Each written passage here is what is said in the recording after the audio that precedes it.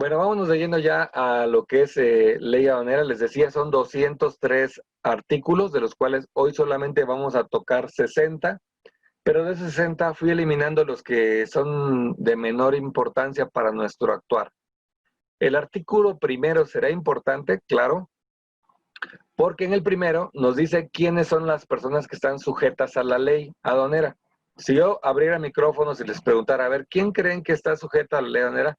Seguramente me dijeran, pues el importador, sí, correcto. El agente aduanal, sí, correcto.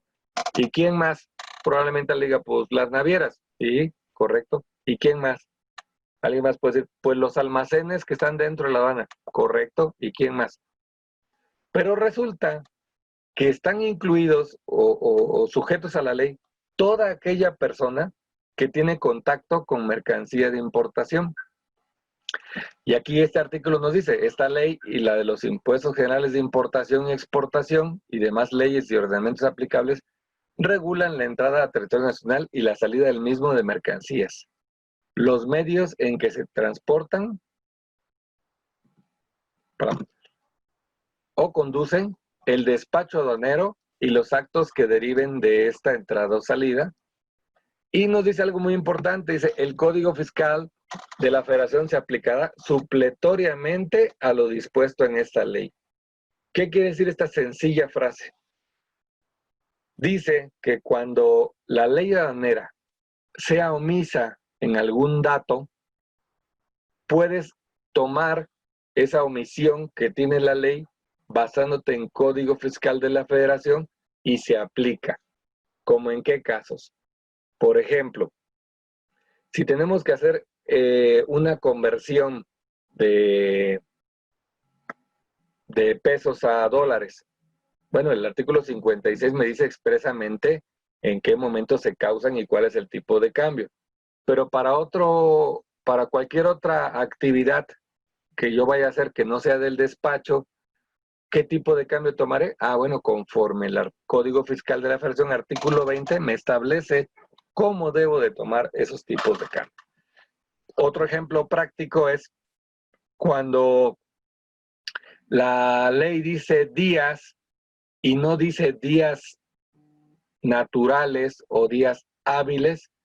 Entonces, cuando no lo dice, me voy a Código Fiscal de la Federación y ahí nos dice que cuando no se mencionen si son hábiles o naturales, se entenderá como hábiles. Son dos ejemplos de cómo Código Fiscal se aplica, dicen ellos, supletoriamente, ¿no? Es suplir lo que no está definido. Y aquí está la parte que les digo, dice quiénes están obligados al cumplimiento de las disposiciones. Bueno, dice quienes introduzcan mercancía nacional o las extraigan del mismo. Pero no nada más quienes las introduzcan o las extraigan, porque más adelante vemos también quienes las custodien. Pero vamos a leerlo brevemente. Dice, ya sean sus propietarios, poseedores, tenedores, consignatarios, destinatarios, remitentes, apoderados, agentes aduanales, agencias aduanales o cualquier otra persona que intervenga en la introducción, extracción, custodia, almacenaje, manejo, tenencia de las mercancías o en los hechos o actos mencionados en el párrafo anterior. Entonces dijo cualquier persona. Entonces, por poner un ejemplo muy somero, muy sencillo, si yo importo mercancía y digo, se me hace que el SAT me va a andar vigilando, le voy a decir a mi primo, por favor, guárdame estos 2 pallets ahí en tu garage, porque pues guárdamelos ahí, no quiero tenerlos en mi propiedad. Si el SAT llega y ve esos ahí, automáticamente él también es sujeto de la ley, porque está custodiando o almacenando o manejando mercancía de importación. Bien. Pasamos al artículo número 2, el cual no voy a leer porque son 23 aproximadamente definiciones, pero quiero que sepan que aquí en el artículo segundo están las definiciones de muchas cosas que se dicen en la ley. Por ejemplo, cuando la ley dice la secretaría, se refiere a la Secretaría de Hacienda y Crédito Público. Ahí está en la fracción primera. Cuando dice reglamento, fracción sexta, se refiere al reglamento de la ley aduanera, no a ningún otro reglamento. Y vienen algunos conceptos interesantes, como por ejemplo, pedimento, reconocimiento aduanero, y estos dos que son relativamente nuevos, creo que se crearon en el 2018, que es documento electrónico y documento digital, que para efectos prácticos el documento electrónico es el que dice aquí que se escribe o se transmite o comunica archivada o almacenada por medios electrónicos, mientras que el digital dice que contiene información por reproducción electrónica de documentos escritos, impresos, transmitido, comunicada, presentada, recibida o archivada. En pocas palabras, escaneado. Entonces, cualquier duda que tengan, recurran al artículo segundo. Si no entienden alguna frase, es altamente probable que en el artículo segundo venga la definición. Aquí hemos comentado muchas veces, no es tan importante que sepan todos los artículos. De hecho, es muy complicado que sepa alguna persona todos los artículos. Pocas personas saben todos los artículos. Lo más importante es siempre saber dónde encontrar nuestras respuestas. Para saber dónde encontrar nuestras respuestas necesitamos saber cómo está organizado la legislación. Bien, de ahí del 2 me salto hasta el artículo 6 porque es el siguiente que encuentro sumamente importante. El artículo 6 está un poquito largo. Yo voy a hacer énfasis en dos partes de este artículo. La primera dice que cuando la ley obligue a transmitir o realizar algún trámite, deberá efectuarse a través del sistema electrónico aduanero, o sea, el SEA. ¿Qué es esto? Les voy a decir la verdad, el sistema electrónico aduanero no es nada, es una palabra, es una frase que se inventó el gobierno para determinar un grupo de sistemas que ayudan a controlar el trámite aduanero. Pero como era un grupo de muchas cosas, dijeron, pues vamos a ponerle un nombre, y todo eso es nuestro sistema electrónico aduanero. Pero, ¿qué programas, qué sistemas convergen o forman el sistema electrónico aduanero? No lo precisa, no lo dice, ni en el artículo 2. Pero, de manera práctica, yo se los comento. Uno es BUSEM. BUSEM, Ventanilla Única de Comercio Exterior, es uno de los sistemas más importantes del sistema electrónico aduanero. Pero hay otro que se llama SOIA, que es en el cual hacemos las validaciones y podemos ver el estatus de un pedimento. Pero hay otros más, por ejemplo, el SIDEFI, que es un sistema que checa los recintos fiscales, los recintos, los depósitos fiscales. Está otro que se llama SICREFI.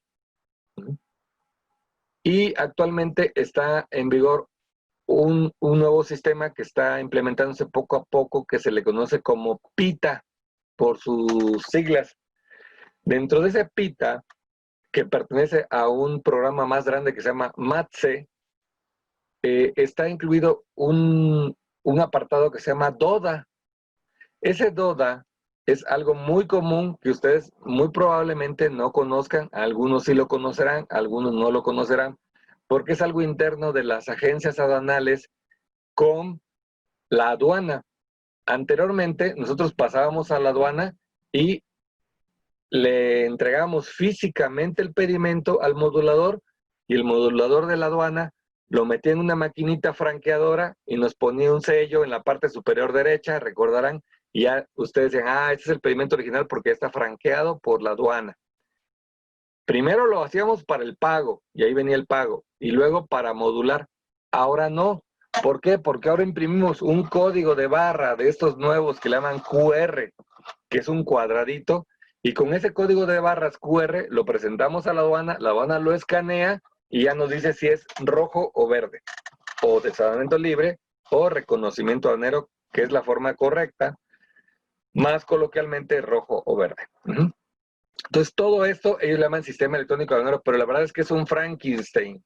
Es un montón de programas, unos muy modernos y unos muy viejos, que todavía convergen para la validación del SAI. SAI es otro. SAI, Sistema Aduanero Integral.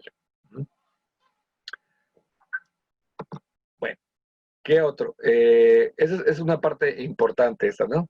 Dice, mediante documento electrónico digital empleando la firma electrónica avanzada. O sea, el primer párrafo nos dice, cuando transmitas algo al sistema de aduanas, hazlo empleando tu firma electrónica. Eso es lo más importante de esta parte.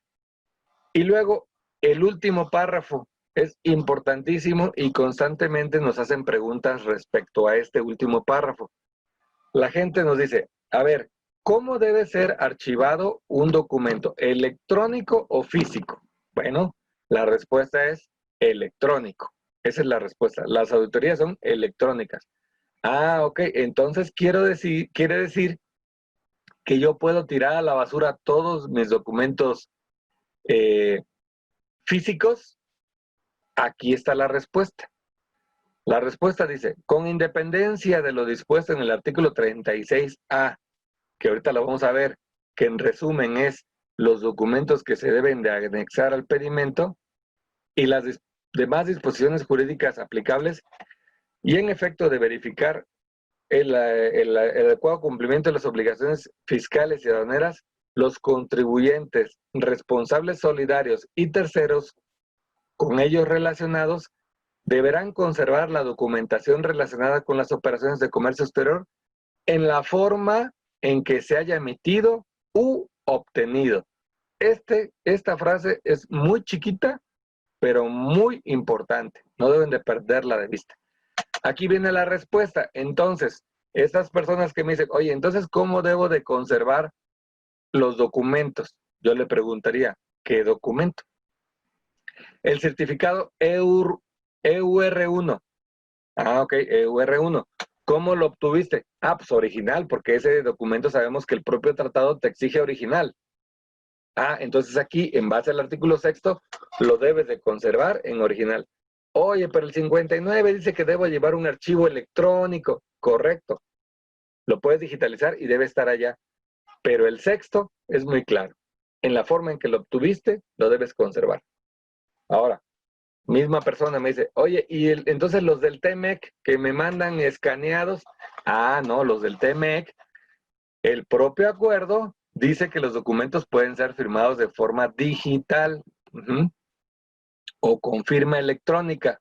Por lo tanto, si tú lo obtuviste digital o electrónico, así debes de conservarlo. Oye, y si lo imprimo y lo conservo físicamente, pues una decisión, no es malo, pero no es necesario. Entonces, este artículo 6º, por eso le hice énfasis. El siguiente artículo que puse, importante, es el artículo 10, donde nos dice brevemente que la entrada y salida de mercancía de territorio nacional, de carga, descarga y transbordo, almacenamiento de las mismas, el embarque o desembarque de pasajeros y la revisión de equipaje deberá efectuarse por un lugar autorizado en día y hora hábil. Es decir, este artículo es el que nos da el fundamento de que existan las aduanas, las 49 aduanas que tenemos, porque la autoridad crea y determina lugares autorizados y sus días hábiles. Entonces ya mediante reglas nos da a conocer cuáles son las aduanas autorizadas y sus horarios autorizados de cada una de las aduanas, que como ustedes saben, para cada aduana es diferente, pero está reglamentado. Ahora, ¿solamente puedo entonces importar mercancía por esas aduanas? Hay una salvedad, que es el segundo párrafo. Dice, el SAT podrá autorizar la entrada a territorio nacional y la salida del mismo por lugar distinto al autorizado.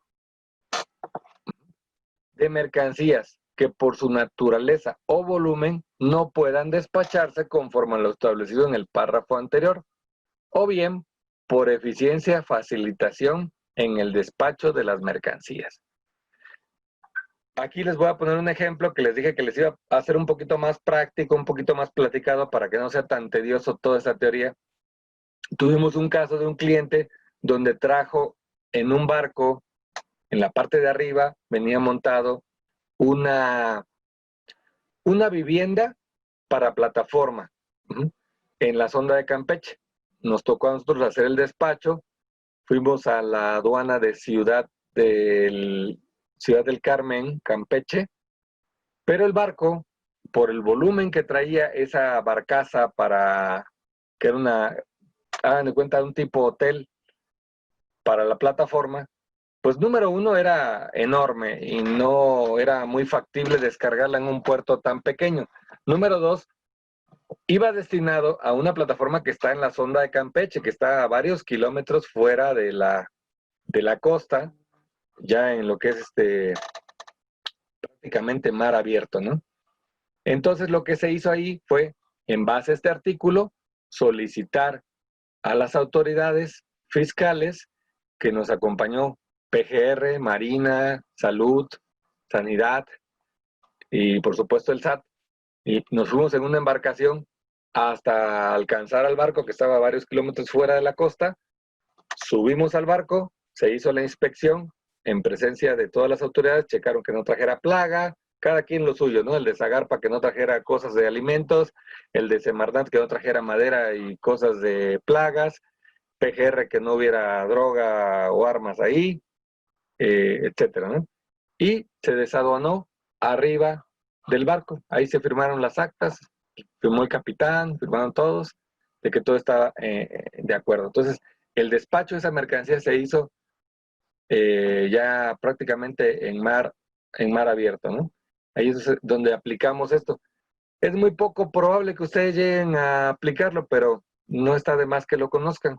Ahora, este artículo 10 va íntimamente relacionado con el artículo 19, que dice que las autoridades aduaneras, a petición de la parte interesada, podrá autorizar que los servicios a que se refiere el artículo 10 de esta ley, así como los demás de despacho, sean presentados por el personal aduanero en un lugar distinto al autorizado o en día y hora hábil, siempre que se cumplan los requisitos que se establezca el SAT mediante reglas. Aquí está lo que les dije, fíjense cómo la autoridad dice, vamos a ponerlo en ley, pero me voy a dejar la puertita abierta para yo, Poder Ejecutivo, poder, mediante reglas, poner, vale la redundancia, la reglamentación a mi gusto, sin tener que pasar por poder Legislativo, para que me vaya modificando el artículo 19 cada vez que se me ocurra algo diferente. Por eso es que existen las reglas y por eso es que cambian a cada rato. Acaban de salir publicadas la primera resolución, no tenía ni un mes cuando ya habían sacado la primera modificación a las reglas. Por esa facilidad que ellos mismos se otorgan. Entonces, estos dos artículos van de la manita. Luego, el artículo 11 nos dice los tráficos que existen para las mercancías. Es muy sencillo, pero muy relevante. Las mercancías podrán introducirse a territorio nacional o extraerse del mismo mediante el tráfico marítimo, que todos sabemos a qué se refiere, terrestre, que se refiere al carretero, ferroviario y aéreo, también el fluvial. El fluvial, es decir, mucha gente no lo conoce, el fluvial es como el marítimo, pero por ríos. Es embarcaciones tipo barco, pero por ríos. Y también por la vía postal. En México, Ciudad de México, tenemos una sección aduanera que le llamamos la postal. La postal, que es en donde llega la mercancía por avión y cuando viene por el servicio postal, por el correo normal, lo destinan ahí. Y luego dice, por otros medios de conducción. Ah, caray. A ver, ¿a poco hay uno diferente a marítimo, terrestre, ferroviario, aéreo, fluvial y postal? Pues, ¿cuál será ese otro medio de conducción? Por ejemplo, las tuberías de petróleo, que hay tuberías que pasan de un país a otro y nosotros no es la excepción. Los cables eléctricos.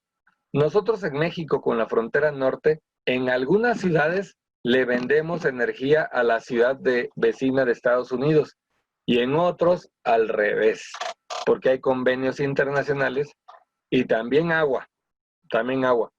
Hay veces que en algunas zonas de la frontera del lado mexicano tenemos más agua y ellos no, y en otras estamos al revés. Bueno, ya conocimos cuáles son los tráficos autorizados. El artículo 14 nos dice algo muy importante. Hay 14A, 14B, 14C, 14D, 14E. Todos ellos hablan de los requisitos para operar como un recinto fiscalizado, lo cual no vamos a entrar porque no es nuestro tema. Pero sí es muy, muy importante que conozcan estos dos conceptos. Recinto fiscal y recinto fiscalizado. ¿Qué es recinto fiscal y fiscalizado? Si se dan cuenta, las definiciones son sumamente parecidas. El fiscal dice que son aquellos lugares donde las autoridades realizan indistintamente las funciones de manejo, almacenaje, custodia, carga, descarga de las mercancías de comercio exterior. Hasta ahí parece un recinto fiscal fiscalizado normal. Pero dice también fiscalización, así como el despacho. Es decir, estas funciones de fiscalización y de despacho solamente las maneja la aduana. Por lo tanto, un recinto fiscal es un recinto que está operado por la aduana. Y esas otras cosas que les llamamos terminales o recintos que están en Veracruz, por ejemplo, ICABE, CICE, Golmex, y en Manzanillo, TINSA, SCA, Ocupa, Lázaro Cárdenas, APM o Lázaro Cárdenas Contenedores. ¿Qué son? Pues son recintos fiscalizados. ¿Por qué? La definición viene aquí y si se dan cuenta, parece igual. Dice manejo, almacenaje de mercancías, custodia, en inmuebles ubicados dentro de los recintos fiscalizados, en cuyos casos se denomina recintos fiscalizados concesionados. ¿Cuál es la diferencia? Aquí no se realiza fiscalización ni despacho de las mismas. Vámonos con el artículo 14.